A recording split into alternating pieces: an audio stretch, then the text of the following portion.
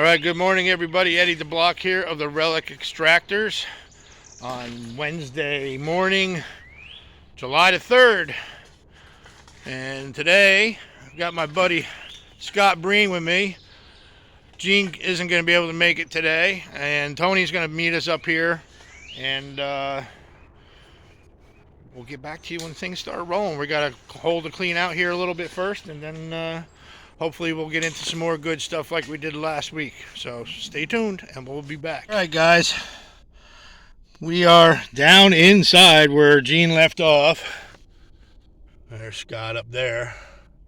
Way down in. Didn't mean to move you that fast. But anyway, I had a nice crock and it cracked in half. It was like a small, like a butter churn kind of thing. I did pull out a whiskey. I got a bottle showing right in there right now, right in that rusty stuff right there, and she's in there really tight, so I'm gonna get in there with the single prong and try and loosen around it, and we'll see what we got. So stay tuned. So far, slim pickings, just moving a lot of dirt. All right, guys, up out of the hole. It's John Coleman Brewing out of Ellenville.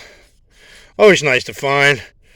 Relatively common, but it's got really nice. They got really nice embossing on them, and 99% of them, the embossing is really strong. It's just pretty dirty. John Coleman Brewing, Ellenville, New York. All right, and here you can see the bottom. Well, what we presume is the current bottom. I know it goes deeper than this. I was just actually trying to widen this up so me and my buddy Scott can fit down in here. You know, Gene managed to get like 4 or 5 feet back underneath here, but it was still kind of narrow for this robust guy, so just widening it up down here and trying to maintain the depth. So we got to clean it out a little bit, try and stay at this level here. This will eventually have to come out, but I just want to keep down here by this rust layer. All right, we'll get back at you. Stay tuned.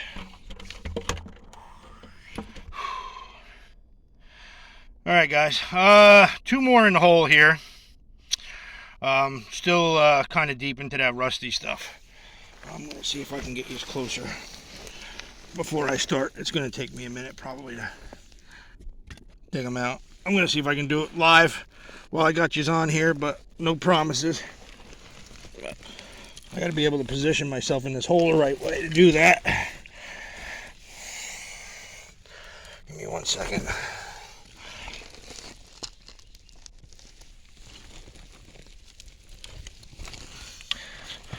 Six foot 230. Don't fit in this hole. But let's see here. All right. I get you in here anyway. Now here's one. And it's kind of loose. The other one's right underneath this. That's kind of loose. Right here. See. All right, we'll see if we can pull this one out first. Let's see what this is. Alright. I'll show you in a minute. I'm in an awkward position, so probably a couple orange counties. That's what they look like. Down deep though for ground tops. Make sure there's nothing else right here while I got you rolling.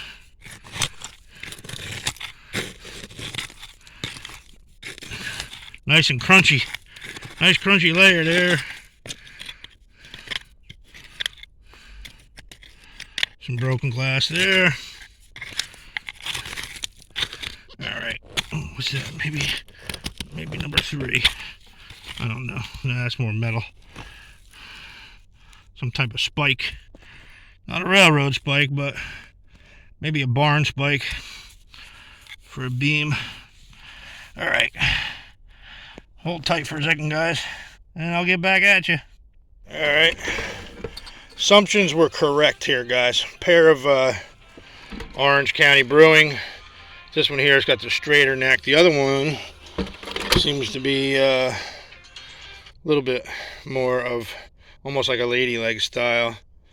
in and around the same period. Different style bottle held a different style of beer. So there we go, pair of Orange Counties. All right, stay tuned. All right, just popped this right out of the rust, just kind of picking around the bottom here. Check it out, guys. Cohancy closure, amber lower lard tobacco jar. Right there. Probably, one of the more common ones. Still like a $15 to $20 jar. So, getting the lid in the closure. I mean, the lids you can get online relatively easy. The amber lids. It's the closure. It's the closure the wire closure that's going to be tough to just find on its own. But yeah, this is actually my first lower lard jar out of here. You see that nice amber color?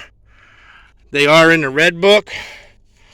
So that's the first real decent find of the day. I did get another Orange County here too. So, all right, I'm going to send these topside. I'm going to pluck around for about 5 more minutes, and I'm going to trade off with Scott and let him get down in here and hopefully pull some goodies out too. So stay tuned, and we'll be right back.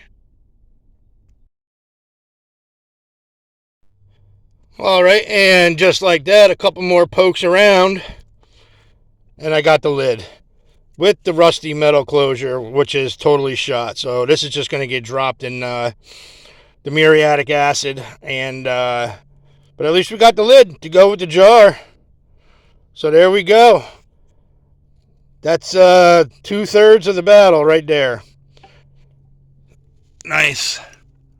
There's the matching lid to the Cohancy closure lower lard tobacco jar.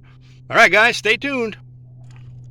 All right, guys, I just popped up out of the hole. I got Scott down there right now, and zoom in on you.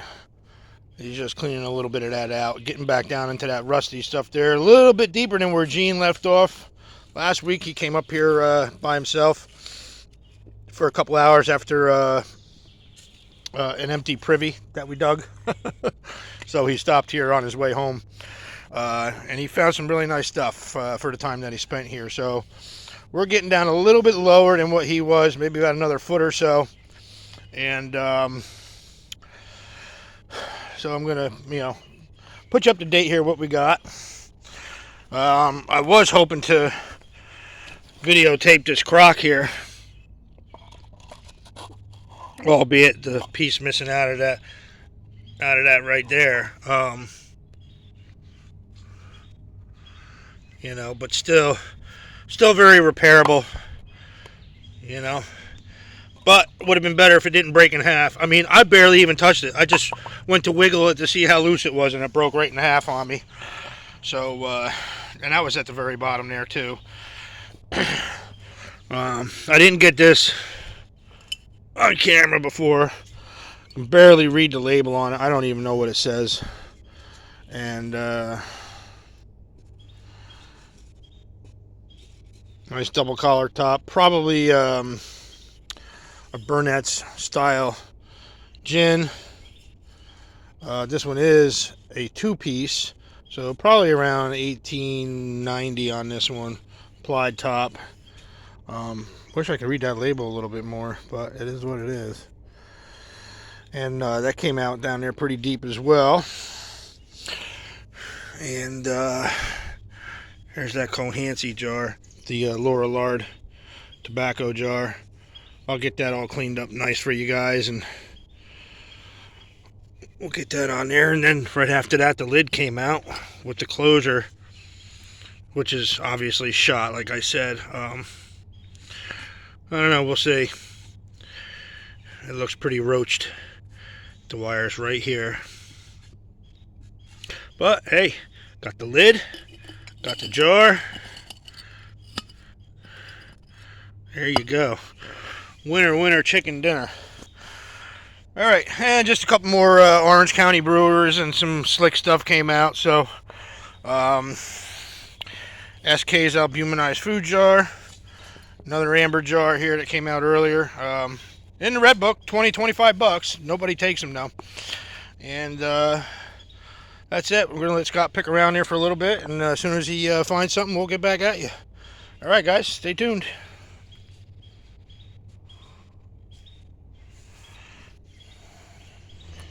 All right, guys, me and Scott are getting ready to switch off in a minute. We're just going to throw a little bit of the dirt up underneath here.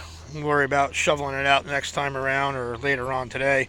We still got a few hours before we pull out of here. So I'm going to just show you what Scott pulled up real quick. A nice 1903, 1910 drop day, third L, as they call it, ball jar, shoulder seal, and Orange County, Curtis Brothers ketchup. And then this one here, this is the harder to find, even though it's just a crown. It's the Amber body embossed Orange County Brewery. These are scarce. Not rare, but scarce. You'll dig one of these for every, 300 or 400 aquas. So that's a nice find. It is blown in mold, tool top. And so that's his excellent find of the day. And he's got a couple flasks right there he pulled out, a relish jar, a couple other things. So I'm getting ready to get back down in there in a little bit, and we'll hit you up when the next ones fly out. Stay tuned. Check that out, guys. You can actually see the steam rolling in front of the camera lens here. That crock that I dug earlier today, I don't know, this might be the top to it. So far, the whole thing looks intact. Looks like a UFO. This is the rim right here that's unfinished. And then it's ribbed, and the top is actually still on it. So this is going to take me a little bit to get it out. And I'm in a really tight quarters here, and that's why we didn't really videotape a lot down in the hole today. We got a few more finds top side. I'll show you later on. I'm going to try and get this out of here right now, and we'll see what we got. So stay tuned, guys. All right, guys, here's that crock lid. It actually sits right on top of that crock that broke on me this morning. So I'm thinking, it's the exact same color, so I'm thinking that's what it was too. So we'll see.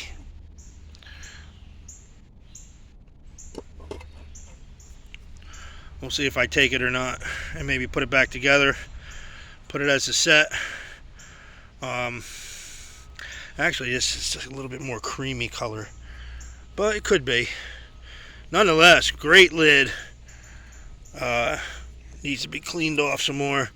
It was down there in the rust. This is what was stuck in that hard pack down there.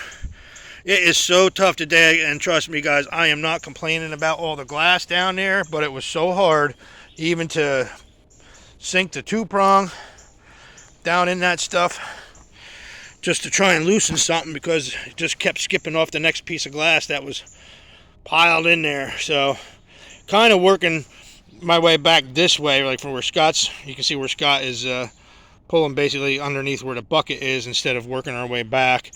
But we're down a lot deeper than where Gene and I had left off, and then where he had left off after our busted privy dig last week.